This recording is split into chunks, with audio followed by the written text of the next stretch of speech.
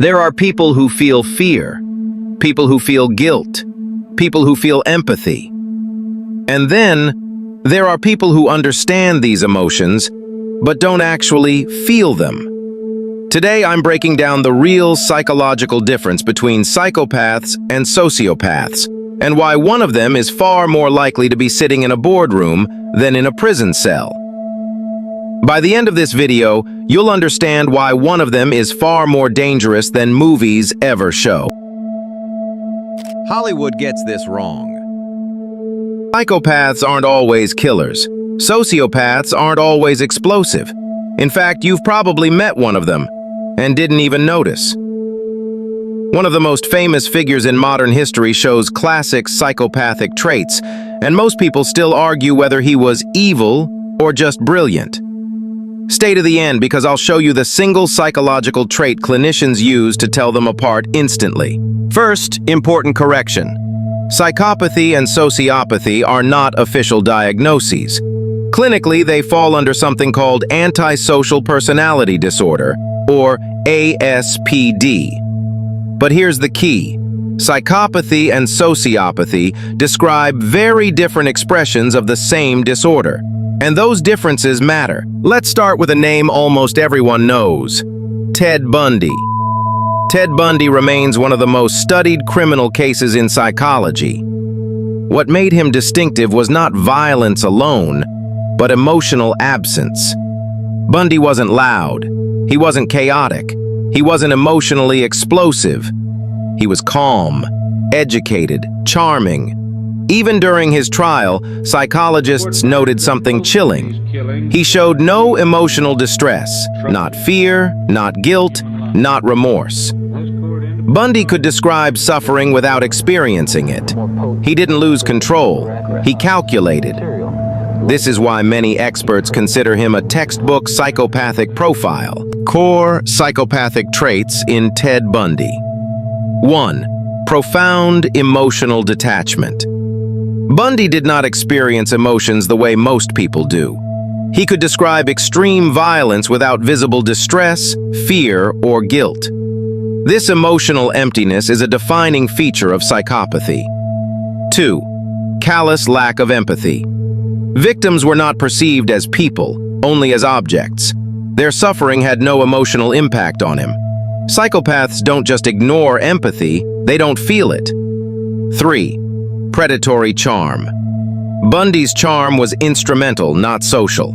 He used politeness, vulnerability, and intelligence as tools to hunt. His friendliness wasn't connection, it was strategy. 4. Shallow affect. Although Bundy could perform emotions, they were surface level. There was no depth behind them, only mimicry. This is why psychopaths can cry, smile, or appear loving without actually feeling anything. 5. Absence of fear and anxiety. Bundy showed remarkable calm under pressure, during interrogations, during trials, even while facing execution. Psychopaths have reduced fear responses, which makes them dangerous and bold. 6. Grandiose self-perception.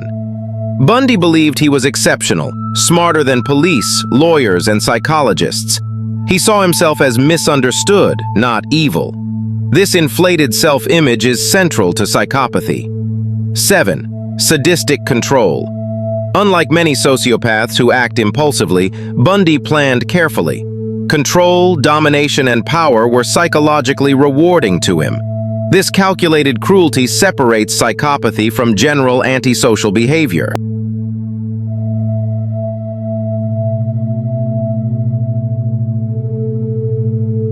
This case study is for psychological education only. Psychopathy is a clinical construct, not a label for everyday people. Most individuals with psychopathic traits are not violent criminals. Psychopathy is characterized by shallow emotions, lack of empathy, low fear response, high cognitive control. Psychopaths don't lose control. They calculate. They understand emotions intellectually. They can fake emotion, but they don't feel it deeply. This is why many of them thrive in high-power environments, like finance, politics, corporate leadership. Here's the dangerous part. Your brain associates calm with safety. Psychopaths are calm. That's why they often feel trustworthy, even when they're not. Now contrast that with a sociopath. Think of impulsive public figures who repeatedly self-destruct. Angry outbursts, unstable relationships, public meltdowns, legal trouble. These individuals don't hide chaos. They are chaos. One client described saying things they knew were wrong, then doing them anyway. Not calculated, reactive. That's sociopathy. A classic sociopathic presentation, Bernie Madoff. Bernie Madoff is often mislabeled a psychopath, but his behavior aligns far more closely with sociopathy, particularly as it appears in socially embedded, learned environments. Core psychopathic traits in Bernie Madoff. 1. He understood social rules and chose to break them. Madoff didn't lack awareness of right and wrong. He knew exactly how the financial system worked and how trust was supposed to function.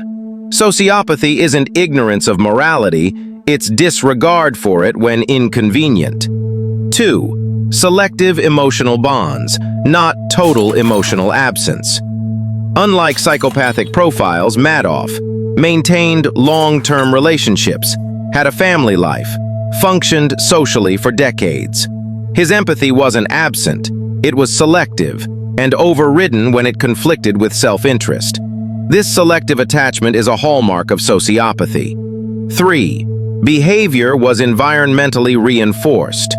Madoff's fraud didn't emerge in isolation. It was reinforced by status, power, institutional respect, lack of consequences.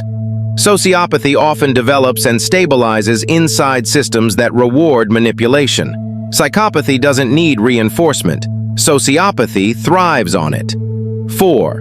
Emotional responses were context-dependent. Madoff was calm and controlled publicly, but reports indicate emotional reactions within family contexts, anger when his control was threatened, stress tied to maintaining the deception. This emotional variability separates sociopathy from psychopathy, which tends to show emotional flatness across contexts. 5. Motivation was control, not thrill. Madoff wasn't chasing chaos or excitement. His primary drivers were maintaining status, preserving image, avoiding humiliation, retaining control. That motivation profile aligns with sociopathic adaptation, not psychopathic stimulation seeking. The core sociopathic pattern in this case. Bernie Madoff did not lack conscience. He learned how to silence it. This case is used to explain behavioral patterns, not to diagnose.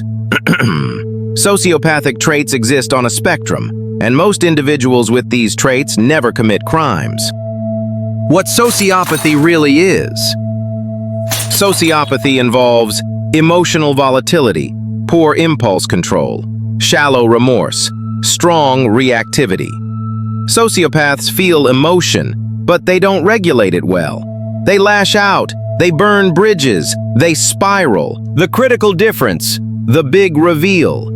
Sociopathy versus psychopathy. Psychopathy is typically associated with emotional coldness from early life, low emotional reactivity, poor attachment formation, more predatory. Both fall under antisocial personality disorder, ASPD.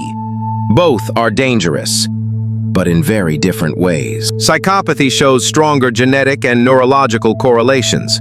Sociopathy is more strongly associated with environmental factors, trauma, neglect, inconsistent attachment. This distinction matters for treatment and risk assessment. Psychopaths manipulate systems. Sociopaths damage relationships. Psychopaths plan and rise quietly. Sociopaths burn loudly. Understanding these patterns improves clinical judgment, workplace screening, relationship boundaries, public discourse. Precision reduces fear and misinformation. Here's the test clinicians rely on. When confronted with harm, psychopaths explain. Sociopaths justify. Explanation equals detachment. Justification equals emotional defense. Once you notice this, you can't unsee it. Not all dangerous people are violent. Some are calm, charming, and respected. One useful heuristic. Psychopaths rarely lose control. Sociopaths often do. Calm under pressure is not always a virtue. Antisocial behavior exists on a spectrum. Understanding where someone falls on that spectrum helps us respond with clarity rather than fear. If this video changed how you see people, subscribe, because understanding psychology is the ultimate unfair advantage. Comment clarity if this made something click.